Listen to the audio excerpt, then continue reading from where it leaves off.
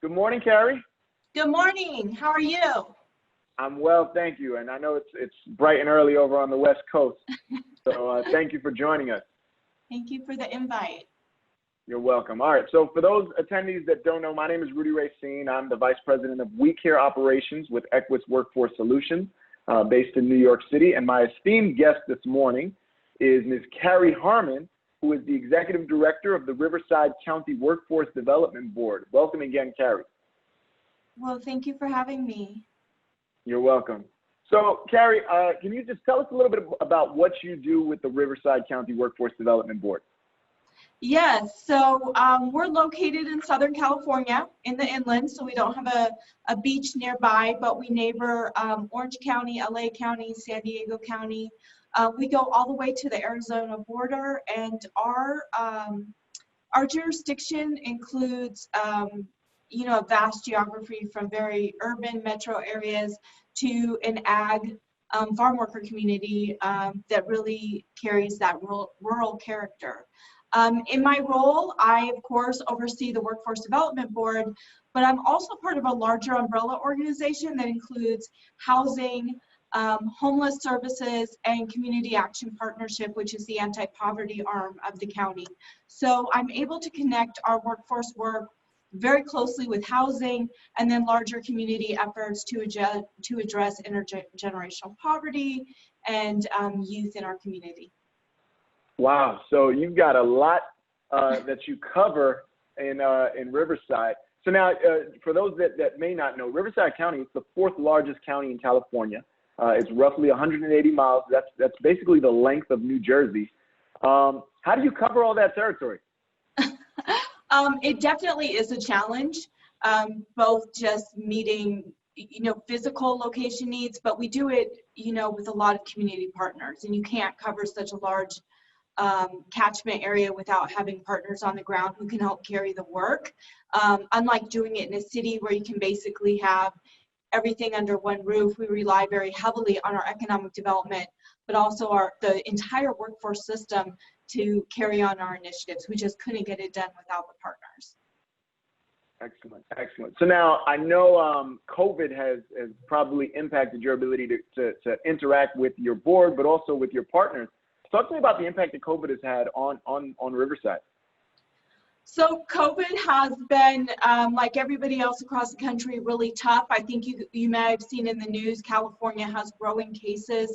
We are one of those counties that's on the watch list. As we moved into the phased reopening, our cases went up dramatically. And of course, now our governor is beginning to roll back some of those that starting the economy back. So that's been a challenge, is, just the unknowns. When are we going to be able to bring businesses back and to what extent? And as we launched our kind of phase 3 of our reopening and now are having to scale back, that has a lot of ramifications for businesses.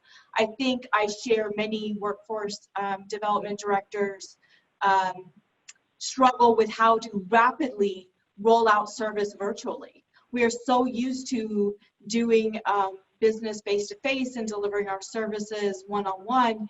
How do we do that virtually, and how do we do it with participants that might not have access to computers, smartphones? So we are really feeling the effects of the digital divide in our area, especially when you add in English as a second language and all of those challenges. So those are the things that we're trying to sort out right now as we speak. Understood, understood. I know there are a lot of attendees and other boards that are struggling with the same challenges. So, the future, who knows what the future holds, but I know we're in capable hands. So now you partner with San Bernardino County often. I know you have a strong partnership there, and that's the largest county in California. Can you talk to us a little bit about what that partnership includes, like how you work together with San Bernardino County? Yes, so we have worked with them for years. I think that is one of our biggest strengths, is our partnership with San Bernardino County. We actually have an official relationship. We have an MOU to share money that is brought down by the state of California under what's called a slingshot initiative. So those are kind of innovative new workforce strategies that you're implementing and on a regional level. So to facilitate first just getting the funds and distributing the funds, we entered into this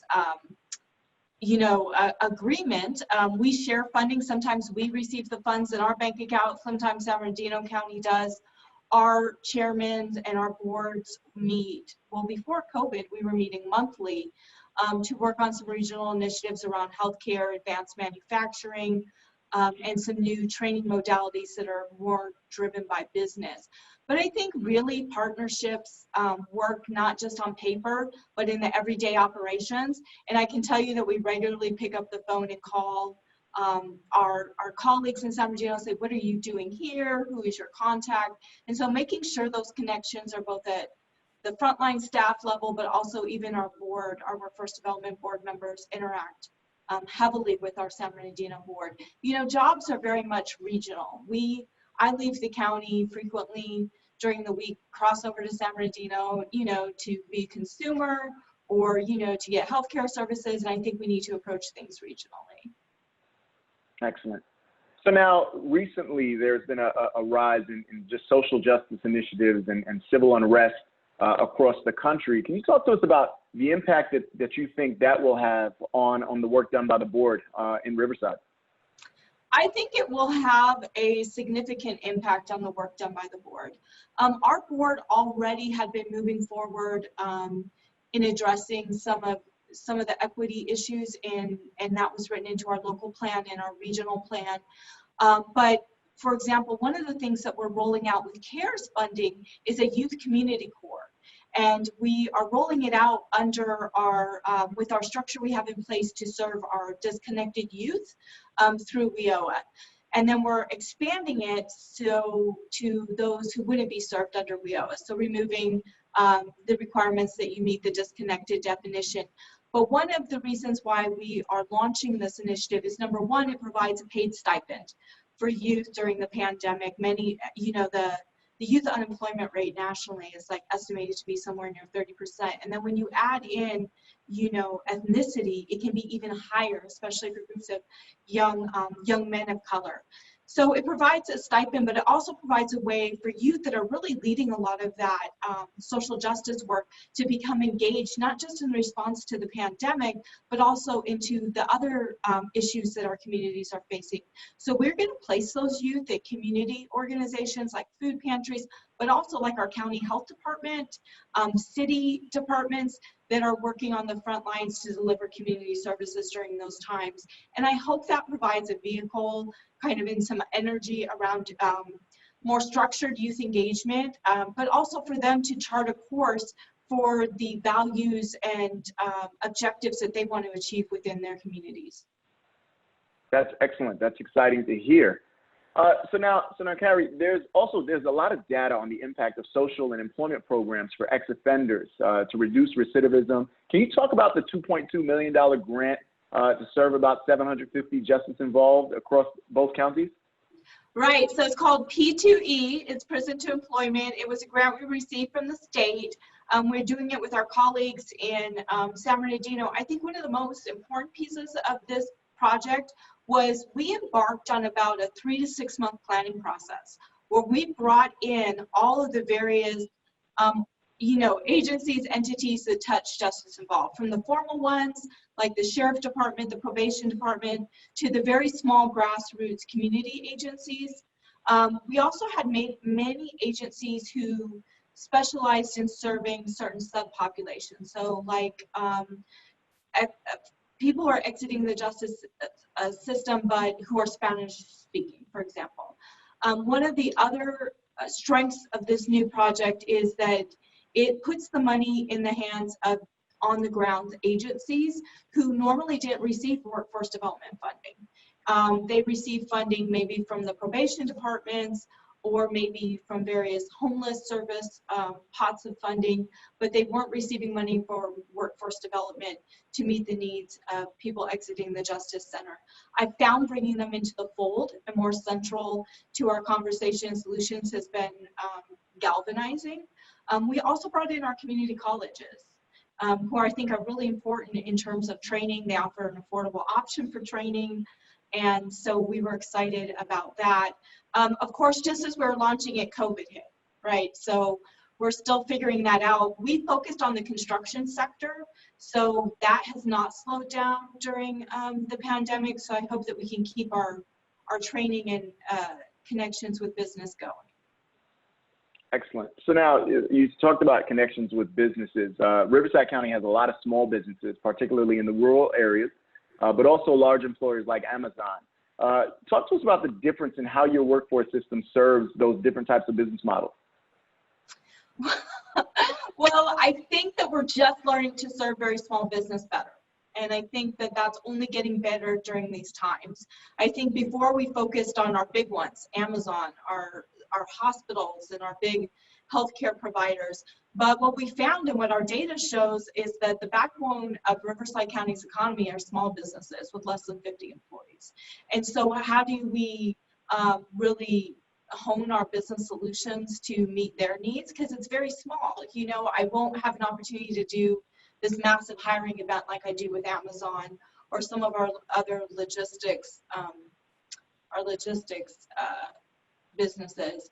But it also is very rewarding because you find that, you know, getting them that accountant that they needed, you know, really changed the game for them. So it takes more staff. But then, you know, since we're doing everything virtually, we found that we can roll a lot of those services out, you know, on our website, which doesn't require, you know, sending staff out knocking on doors. Another thing that we've expanded to reach the small business community is generally we come to see you, our business team, to help you get somebody, you know, in a vacant position. Now we're going out, do you need PPE? Do you need help with executing your safe reopening plan? Do you just need someone to make you feel comfortable that you're doing the right thing so you don't have as much unease in opening your business during these times? Can we meet with your employees and let them know what safe reopening looks like for employees? And, you know, we're talking about 10 employees, maybe a restaurant that just opened, and just having that peace of mind with somebody coming out from the county to give you that guidance has been very helpful. And that's something our business solutions team can provide. Excellent, excellent. So I want you to expound a little bit more about some of the services that you're offering to the small businesses in your community, in your counties. So a big one is just in the protective equipment, getting out masks, getting out, you know, some of them couldn't even order supplies. So helping them order supplies that were backlogged, also just paying for them through our CARES funding. You know, if you've been closed for 3 months, you're a small barbershop, now you need to put all these things in place, you have a cash flow issue. So us providing, covering those costs. Also, you know, people are having trouble hiring who maybe not have had to, you know, did it more through word of mouth or never found themselves with a vacant waitress position for quite some time. And so we're helping just with, you know, small hiring. And also with our layoff aversion services, helping them retool business plans, roll out different product lines, maybe sell things online that they've never done before, going to curbside pickup, all of those things have also been what we've provided. Excellent. So, Carrie, what would you say has been the most challenging during this period, during this COVID stay-in-place period for the board? For the board, I think unknowns.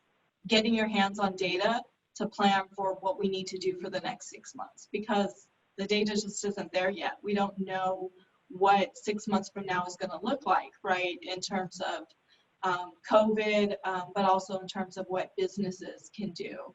You know, especially our small businesses, how long can they stay shut before they're not going to be viable anymore? So I think just the unknown is a big one for the board.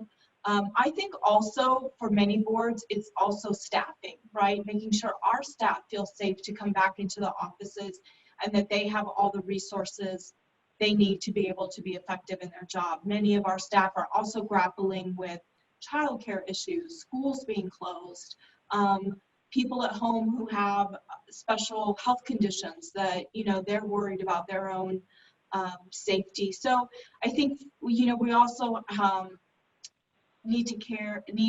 think our board has also been focused on how to make sure our own staff are taken care of during these times. Excellent, excellent. So how are you keeping your staff engaged during this period while they're working from home? That has been challenging because so much of how we feel connected is actually seeing people every day, right? Mm-hmm. So we have you know, our whole team is brought together on a Zoom call. At first we had to figure out a way to get everybody on the Zoom call, you know, make sure everybody's muted, all of those challenges we've all encountered. But also, I think it's easy to get people all together on a Zoom call, but how do you do that one-on-one, you know, assistance and make people work through issues people are having, and also make them feel supportive? We're using the telephone. I think one of the things that we're doing is offering a lot of flexibility.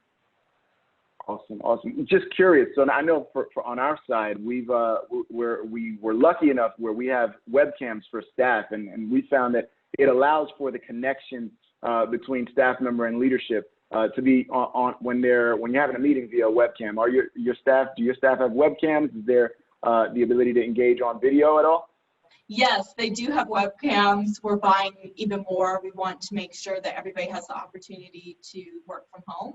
We actually found that some people weren't taking advantage of telecommuting simply because they did not have the stuff at home. So we really want to make sure that we're helping them be effective. Excellent. So Carrie, you talked about the unknown being one of the biggest challenges. I'm going to ask you to put your magic, your magic hat, your genie hat on. Tell me, what do you see the future holding post-COVID? I see the future post-COVID actually being stronger. I think we will become more nimble. I think we'll realize we don't need to take 3 months to plan something. But I also think that we'll put health and equity at the center of our work in a way we hadn't done so consciously before. Awesome. I'm actually looking forward to the future if we can get through this little rough road now. I'm sure. I know. I'm tired of working in my home. I want to get out as well. So now I can tell you, in New York City, one of the challenges that we foresee is, obviously a lot of our businesses are in buildings, and the challenge of physical distancing is great on the New York City side. What about on Riverside County? What are some of the challenges you anticipate for employment? I think one of our challenges is we have a huge hospitality sector. We are home of the Coachella Fest, and had started really building out regional economies around that hospitality sector. I don't know that that's going to come back strongly in the next year. So how do we provide opportunities for displaced hospitality workers, I think, is one of our biggest challenges, but they also have amazing skills. And so how do we translate that over, and how do we do it quickly? Because I think as we move into August and September, the financial needs of our dislocated workers are going to be acute. Unlike New York, we have a lot of open space out here, so we can take business outdoors. But how do we do that quickly? We can take restaurants outdoors. We can take even gyms outdoors in California. But it's a matter of how do you do that quickly. Awesome.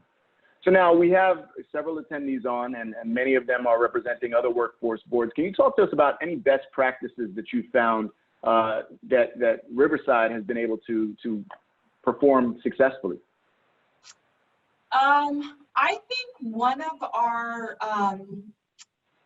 best practices has been we convened weekly calls with the Chambers of Commerce from the very beginning. The minute the Emergency Operations Center was stood up, our workforce, our Deputy Director of Workforce, together with the Deputy Director of Economic Development, convened a weekly call with the Chambers of Commerce to get a sense of on the ground what their membership needed.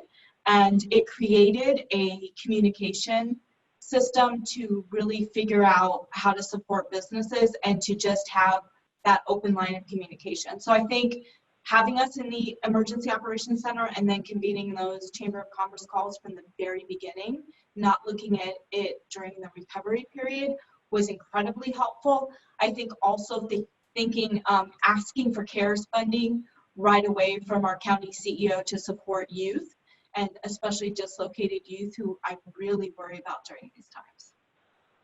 Awesome, awesome. Now, you talked about some really great initiatives that your board is working on. Are there any other initiatives that you're proud of that you want to share with the audience?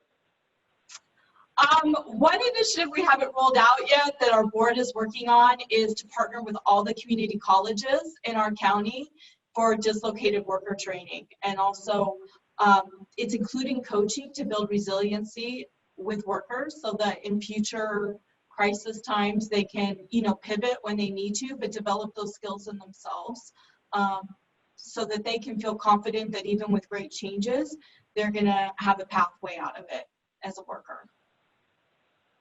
Awesome, awesome. That sounds like a great initiative. So anything else that you'd like to share with our audience while we have you on live at the forum? No, I thank you for this opportunity. I think it's been great to be able to go to the forum and stay connected and to hear all the great ideas about how we can move forward together. Awesome. Well, Carrie Harmon, I really appreciate you taking the time to join us live at the forum. We're a little early, wrapping up a little early, but I really want to thank you for taking the time to join us this morning on your side and this afternoon on ours. Well, thank you so much, and you have a great day. You as well. Thanks so much, Carrie.